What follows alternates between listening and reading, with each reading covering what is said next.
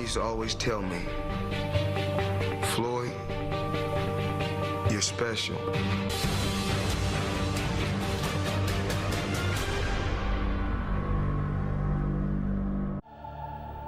It makes more sense in his case, even if his beginning came on streets that offered hardly any more promise. The craft was a family business. A comfort with conflict was embedded in his blood. You know, I stayed with my dad for a certain period of time. Then eventually I moved with my mother to Jersey. There was 7 people staying in a 1-bedroom apartment, no heat. I mean, sometimes no lights. You know, my mother was on crack at one particular time, and eventually, you know, I moved back to Grand Rapids, Michigan with my father. You know, I asked my mother, can she move back also? And she eventually moved back to Grand Rapids, Michigan. And I was happy when she moved back, but she was back on drugs. You know, I seen my dad sell my mother drugs. You know, just those are the things that I went through in life. But of course, for Floyd Mayweather, it's more than just nice automobiles, more than just mansions, more than just millions of dollars. It's about giving back. You know, I love to, of course, give back to the less fortunate, give back to a lot of public schools, because that's where I come from, a hard, rough life.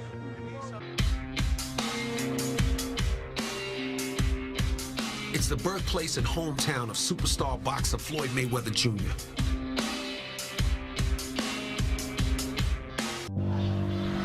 Where you at, little Floyd? Right here. Okay, there you are with the crisscross. What color? Red, green, yellow, black. What happened to the shoes, Floyd? With his father in prison and boxing his outlet, Floyd dedicated himself to the sport that was becoming his destiny.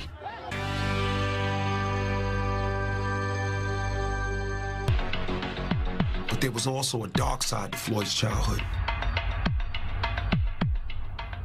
With a drug-addicted mother and a father who always seemed to find trouble. The Mayweather household was a dangerous place.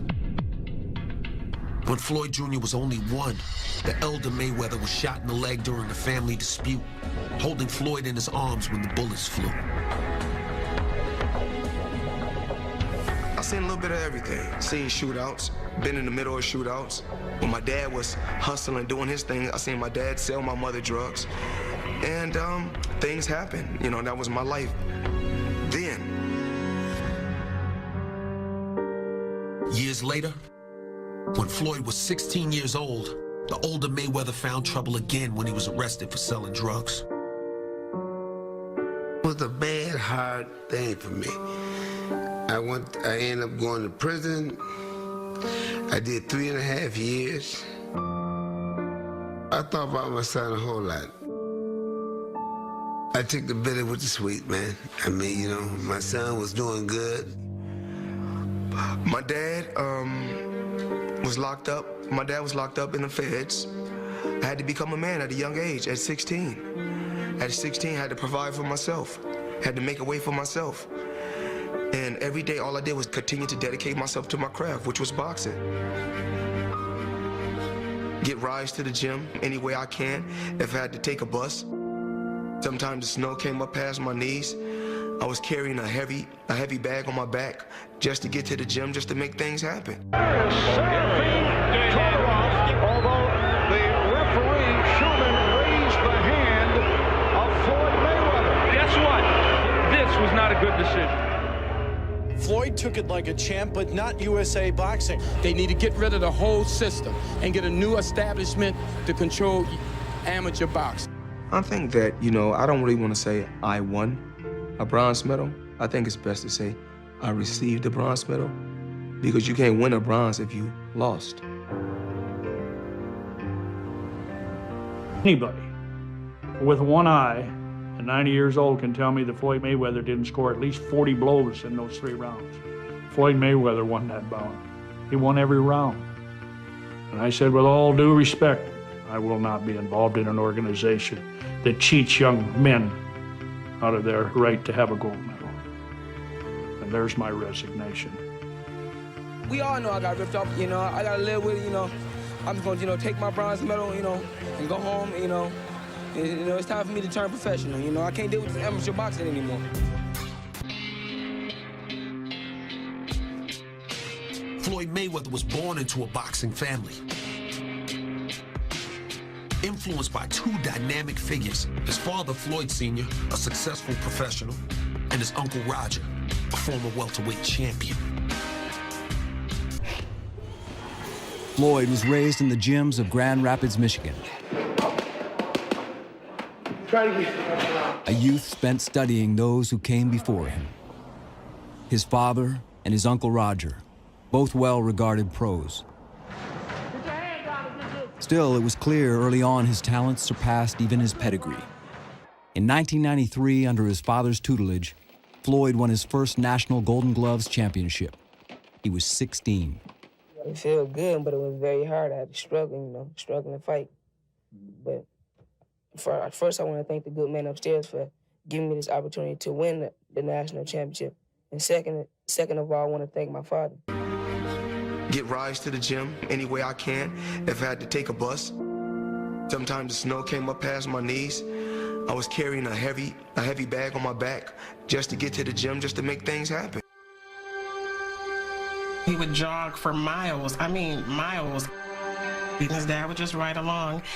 And I say that he would say, if I quit, then my dad's gonna call me a punk. And I'm like, well, just tell him. He's like, no, I can't tell him, you tell him.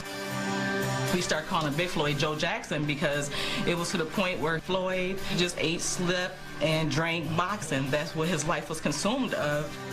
They go to the gym in the morning and they stay till night. So it was hard on him. He didn't never get to play that much. Like other kids did, he didn't. Because a person is a Christian, a person is a Catholic, a person is a Muslim, a person is a Jew. I feel under God's eyes, we all are one. So I find myself praying all day, all day. I pray every day and all day. Don't nobody know it. That's one of my secrets. And I told you. Everything you taught me from day one. I always remember. Everything working, baby. Everything working. Good. Hey, Floyd, be careful. I got you. Okay. Like you, all right, baby. Make sure everything good. All right, yes, sir. It's all getting a little bit heated because, as we said before, this is a very pro-Pacquiao house. And Mayweather is celebrating and working the audience. And some people didn't like it.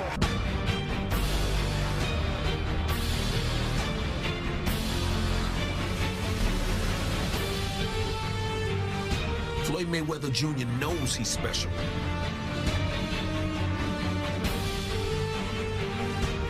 He's the best pound-for-pound boxer in the sport. Undefeated. 43-0. He walks through life with a wink and a smile. A cross-cultural icon who dominates and agitates with an almost unnatural air of self-confidence.